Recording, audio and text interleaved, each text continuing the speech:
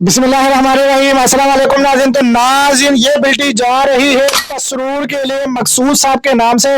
तो ये 24 बोतल है अमाइनो एसिड के, ये आप देख सकते हैं। इसका फार्मूला भी आपको दिखा देते हैं। ये फार्मूला सबसे पहले आप दिखा दे।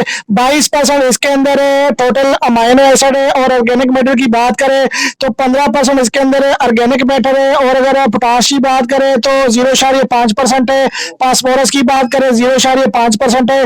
टोटल नाइट्रोजन की अगर बात करें तो 8% है। ऑर्गेनिक नाइट्रोजन की बात करें तो 3.5% इसके अंदर अवेलेबल है। और अगर अमोनियम नाइट्रोजन की बात करें 4.5% इसके अंदर अवेलेबल है। सोलेबल कंपाउंड्स की बात करें तो 1% इसके अंदर अवेलेबल है। तो ये आप देख सकते हो 1 लीटर की पैकिंग है और ये 500 ml तक पी एकड़ आपको आप इसको स्प्रे भी कर सकते हो। तो ये एक बोतल हम 2 एकड़ पे स्प्रे करवाते हैं। निहायत ही शानदार रेट है इसका, मुनासिब रेट है इसका। रिजल्ट इसका इंशाल्लाह जबरदस्त मिलेगा आपको। निहायत ही शानदार रिजल्ट है इसका।